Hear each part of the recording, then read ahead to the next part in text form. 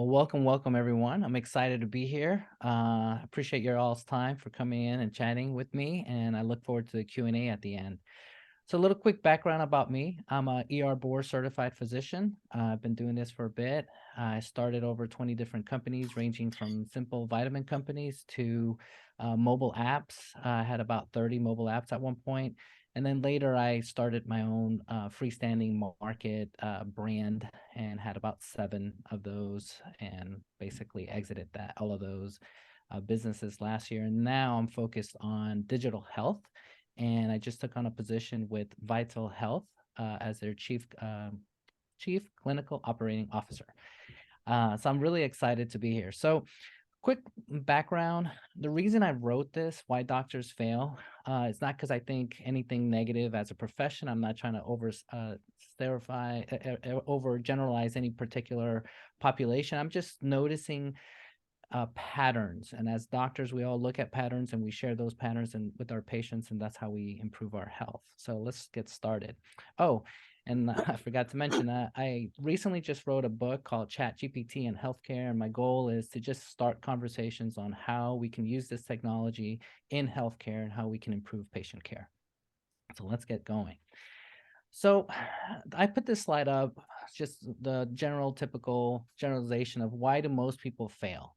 And these are common things in the general population. And I'm going to say that us physicians are a little bit different. Obviously, we are in the one top percent in the sense that it took us a lot to get to where we are. And so a lot of these things that are on this list may not necessarily apply to us because we are in this profession, because we've worked so hard to become a physician. We have already overcome a lot of these things on this slide. And some of the things I'll mention is like procrastinating or lack of motivation or discipline. You would not be a physician if you lack discipline. But I want to, as we start going through the slides and some of the points that I'm making, I want to remind us that who we were 20 years ago or when we first started may not be the same person today. And because of that, some of these things now start to surface. I do want to add, I'm a little bit of a tech guru, and I love this kind of stuff. So this is through Toomey. And at the end of the slides, I'll have a link that you can get free credits. But basically, this was amazing creating on this platform because all the slides that you're going to see were created through AI. So I typed in what the slide was about, and then the picture was made for that slide. So some of them you'll kind of laugh because some of the pictures you could tell the computer didn't do a great job, but I left it on there on purpose for you to see. So it's kind of cool. The other thing is I made all my slides, but then I asked the AI on a few of the slides to give me some extra pointers. So I would type in the subject and it would add it to my slide. So it's kind of neat. I wanted to share that with you guys. So success. Here's my the funny disclaimer. All of us in general will define success differently. If you think about success, some people look at it as personal growth. Some other people look at it as wealth. So depending on how much money you have, some people say that makes you successful. For me, I define success as, can I spend more time with my family? Do I have more time to do the things that I want to do? Then I define that as success for me. So when I talk about failures, it may be, think of it more in the terms of success. Am I failing at maybe this project that I'm doing, and that's how I'm defining success? Or am I failing because I'm not, for example, for me, I'm not spending as much time with my family, so therefore I feel like I'm not succeeding and I'm failing. And some of these things that I have on the slides are just to kind of make you think, say, this was something I am doing and I'm going to change. I made this as a funny slide, just why do people fail? And I put a disclaimer. I'm not picking out physicians or any particular population. I'm not overgeneralizing or picking on one person I have in mind. I'm just kind of making these blanket statements in the hopes of just kind of helping us all to be better at whatever it is that we're trying to define that success. For some are starting new businesses, for some better practice, for some are just getting out of medical practice the way they see it today and going into a different part of medical care. So obviously the first one I put down is just all of us have unhealthy habits. I know some physicians, unfortunately, they may start drinking more, may get addicted to certain drugs. Some others, including myself, may have trouble with sleep. working in the ER, working days, nights, weekends, holidays, it messed up my sleep and it made it really difficult. And so having these unhealthy habits, I'll shout out to all the ER doctors, is equivalent to smoking a pack of cigarettes. So if you're not sleeping, if you're not taking care of yourself, how are you going to be able to be successful if you have these unhealthy habits? On one point, I had started a emergency room. I was working in the emergency room over 30 hours shifts, and then going into that, into opening up my own business. And I was not healthy. I was eating more than I should. I wasn't sleeping. My health was horrible. My blood pressure was high. And so, how could I be successful if my habits were unhealthy? So, number one, make sure you change your habits and make them healthy. This one's a good one. You have a fear of failure, and I hear this a lot from entrepreneurs. My favorite quote for this is, the only thing we have to fear is fear itself, and that's FDR. You know, I have doctors that have come to me and say, look, Harvey, I have this amazing idea. I'm too scared. I don't want to fail. I've been successful. I'm a doctor. I have a reputation, and I cannot let my reputation go down because I started this venture. And I would say, you can't fear. You cannot fear failure. If you do, it's going to hold you back. And I can tell you multiple times, my first real example that I often use is I wrote a book in neurology. I did it in medical school. I was really happy. I got it published, self-published on Amazon. But then as soon as I published, I got scared and I thought, oh my gosh, what if my peers hate my book? And what if it becomes something that people start laughing about me or thinking I'm dumb? And I literally changed the price from like a normal price to something like $500 or something so high that no one would ever buy it. So nobody would critique it. And then I thought, this is kind of dumb of me. I made this. I need to step outside the box. I already did all this work. Let's just put it out there. And I did. And I haven't gotten any negative feedback, but you need to conquer your fears and know that you need to make that first step. So keep that in mind. Next one, risk averse. I laugh a lot because as an ER doctor, I'm always freaking out that, my kids are going to jump off, the bike or do something dumb. And I'm like the worst probably dad out there, because I always see that top 1% of people failing, or I'm sorry, of people getting hurt that come into the ER. And in my mind, I'm like, oh my gosh, this is going to happen to my kids. So I tend to be risk averse when it comes to my children. And I'm going to tell you that if you are looking at starting a business or doing something different and you're risk averse, it's going to hold you back. And so instead of holding you back, you need to just start making calculated risk. For example, when I started the freestanding market, I was really scared of starting my own business. And so I didn't feel like I had as much business savviness. So I brought on a partner to help me decrease my risk. And so that way, that person would help me with all the different things that I didn't know. And I've always said I'd rather go down swinging than someone to tell me, look, you're not going to do this. So try your best not to be risk averse. If you are, it's okay. Just make sure everything you do is just calculated. So it's a calculated risk. Losing faith in yourself. This is a good one. We work so hard, and that's why I'm having this talk with just physicians, but it applies to everybody. But particular physicians, we work so hard, and we're called doctors, and people hold us at a different level. But ironically, somewhere in the mix, I feel like either two things happen. Either we're too full of ourselves or we start losing faith in ourselves.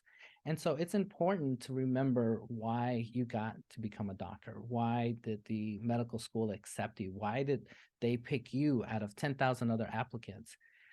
Do not lose faith in yourself. Obviously, if you're here, it's because you made it. You worked hard. So, I find it interesting. At one point, I had about 50 ER doctors under me, and we would talk.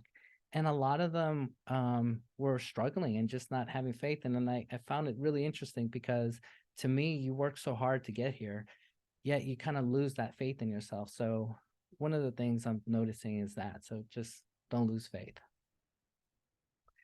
This is another one that's big, lack of support. As a physician, we're all typically a type A personality. We think we can do it all. And a lot of us don't want to let sometimes other people help.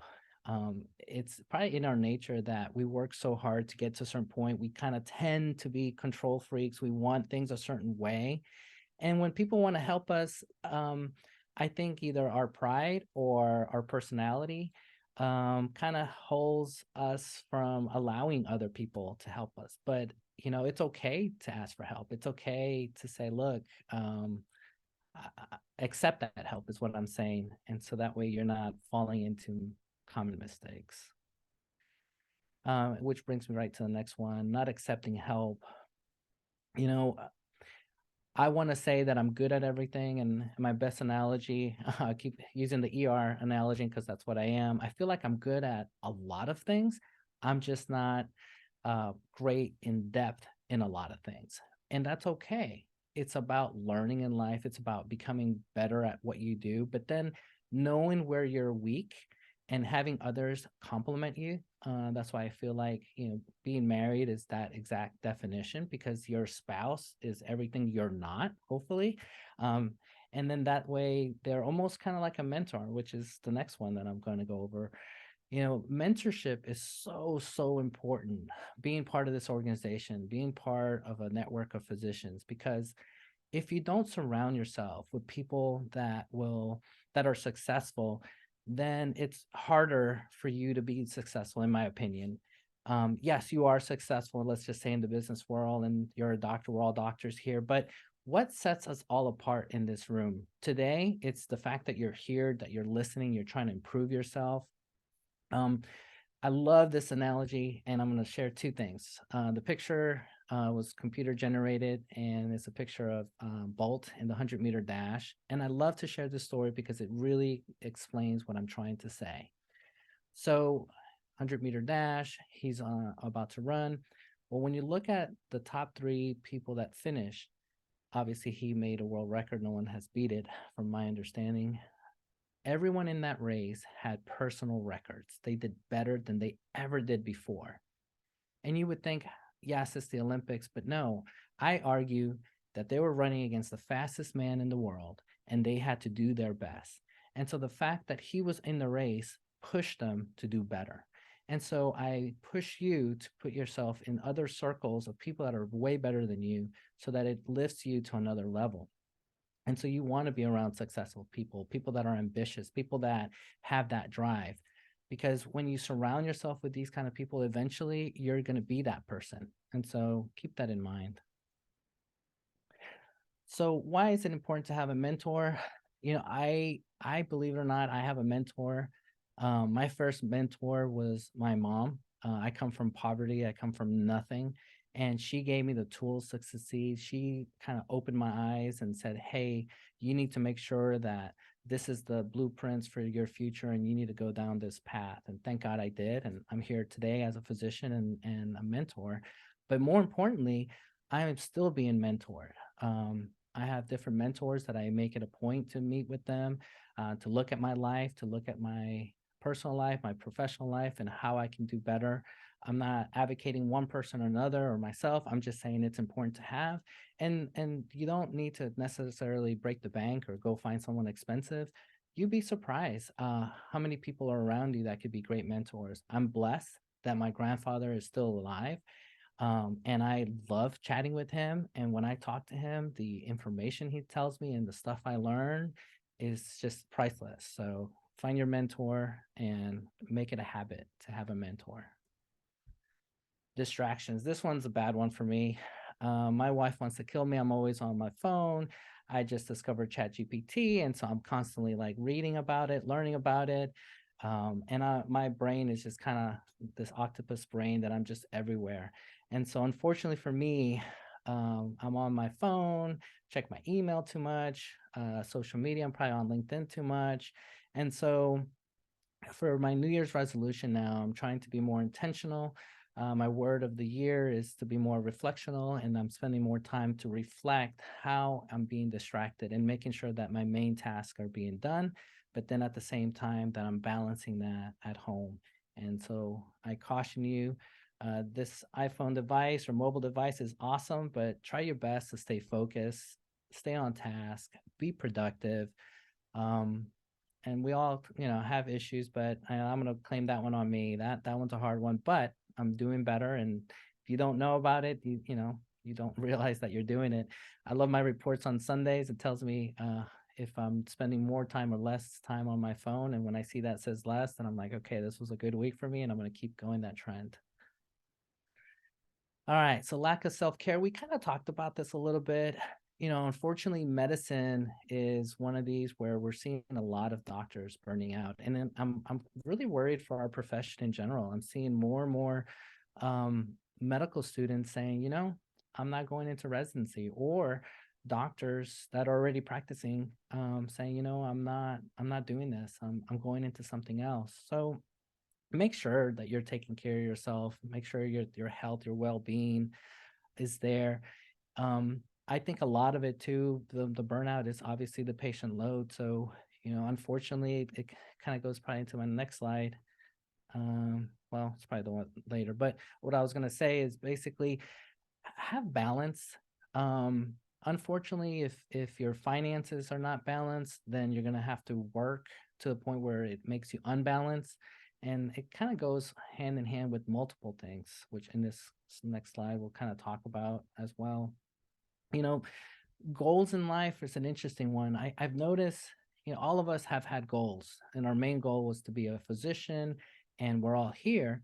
But you know what's interesting to me when I talk to different doctors and different healthcare professionals, or just professionals in general, they tell me, I made it to my goal, and I really don't have any goals. And it's a common pattern, and I'm encourage everyone here to think about that statement. Why are you here today? Why are you working today? Why are you doing what you do today? What is your next short-term goal? Or what is your next middle-term goal? And what is your long-term goal? Because I can argue with you that you probably haven't thought of it much, especially now that you have your MD or DO. You're thinking, I got this stuff, and my goal now is I don't really have much of a goal, and that's okay. I'm just saying, make sure that you are aiming to something. So that way, when you are burnt out or you have X and Y, it goes back to your goals to see, is this within my short-term goal, my middle, my long? One of the reasons I personally was successful in the ER space is every time I brought on another ER, another doctor, another part of the business, I made sure that I was always aligning my short, middle, and long-term goal. And so I encourage everyone here to just spend time on your goals, look at yourself, do some self-reflecting, and see if these goals are still what you want, or have you kind of lost your motivations because now you're seeing life differently. And nothing wrong with that. There's different stages as in life. This is another one that's really common. Um, you know, I, I've met multiple doctors that have amazing ideas and inventions, and I ask them, why aren't you doing that passion? Why aren't you jumping on X and Y? And they often tell me, I just don't like change. And I get it. As a physician, we can all relate. Some of us stay in bad jobs, bad relationships, have bad habits because we don't want change. But I encourage everyone listening, we need to take that change. We need to take that risk and be okay with making change. You don't want to stay stagnant. Excuse me, those people that stay stagnant will always be in that same rut. And so you want to make sure that you're changing and that it's not holding you back because you're just scared of change. So make sure you make that change and don't be scared of it. Um, Debbie Downer, I used to have that as a picture, but I used AI to make this one. Negative thinking. So what is it about negative thinking? It's a double-edged sword. In my practice, I look at it as a blessing because if I always think of worst case scenario, then I'm the best doctor ever because I'm always thinking, okay, this could happen, this could happen. I need to rule this out. But that can actually hold you back if you're such a negative thinker that you're not going to be optimistic about the future of X, then it's going to hold you back. I read this interesting study and it talked about people that are positive have more successful companies. The other day, I was talking to a friend of mine that runs a company, and I told him, you're always happy, you're always smiling, and you're actually pretty successful as the CEO of your company. And there is this study that backs it up. So keep that in mind. Your persona, who you are, your positivity will actually My wife always tells me this, like, you got to put it out there into the universe. And if you believe it or not, it's true. I think you got to be positive. You got to think positive, and it's almost manifesting what you want. And indirectly, subconsciously, I think we all start thinking about that and we start doing things towards that goal. Poor time management. I know all of us have been killed in medical school, working our butts off, and there is no balance in med school. And unfortunately, that kind of translates. And so make sure that you're doing better with your management time. And because if you're not managing it as best as you can, then you're going to end up failing. You won't have the time to do the things that you want to do to make that success, whatever it is that you define that as. Um, to put a little plug in for Chat GPT, you could literally go on this artificial intelligence and say, hey, I need a 3-day workout. I need to focus on 50% cardio, 50% strength, and give me a 3-day workout. And you put it in, and it'll give it to you. It's just an example of how to maximize your time and make it more efficient. And so just kind of using that as a quick example. Poor finance management. This is a tough one because med school, it's expensive, it's not cheap. And then unfortunately, everyone in the world hits us up for money as far as investing, and everyone knows you're a doctor, so you're constantly being hit with that, as well as, the way we end up making financial decisions may not be ideal. So I encourage everyone to make sure that they do have a financial planner and that they're looking at this as more of a long-term goal, and try your best to live within your means, or if anything, live under your means. I mean, yeah, have like that's kind of what I've always tried to do. That way you have more flexibility to do the things that you want to do. I remember at one point I had bought a house right out of residency and car and got married and kids, and I was leveraged to the point where I felt like every paycheck was paying for my credit cards and I could barely make it. And I thought, this is horrible. I'm at the top 1% and I'm struggling financially. And so that was my poor finance management. And how I got out was just starting to make right decisions. I'm not plugging any particular book, but I love Rich Dad Poor Dad. I think it was a great book to take their fundamentals and kind of learn from, and it made a difference in my life and made me better at finances. This one's a really big one personally for me. It's called lack of a strong why. So, what exactly is that? All of us are physicians or wherever you are in life because of your why. And so, what is this thing called why? I call it kind of like the fuel that gets you through. It's the reasons why you got to this journey, the reason why you made it through. For me, growing up in poverty, growing up with nothing, it scared me. It pushed me to always improve. And so when I had all these companies, I was thinking, what else can I do? Because I need to push myself even more. I went back and got my MBA. I went back and wrote a book on, I call it Success Reinvention. And it's this strong why that pushes me to do more. It's not greed, it's not financial. It's this thing that's in me that just says, you know what, you got to keep improving yourself. And so go back and ask yourself, what is my why? Why did I become a doctor? And then now that you're here, you may be like, that why doesn't really apply. Is it your children? Is it your spouse? Is it something else in your life that's really the ammunition to help you get through the next shift? So I encourage you to have a strong why. Think of what that why is. And if you don't know what it is, really spend some time just self-reflecting. And trust me that when you find that why and you channel that energy, you're going to go to another place. My last slide here, or pseudo last slide, is follow your dreams. I gave the example of my neurology book that I was too scared to share with the world. But, at the end of the day, I'm glad I did it. I'm following my dreams. I keep reinventing myself.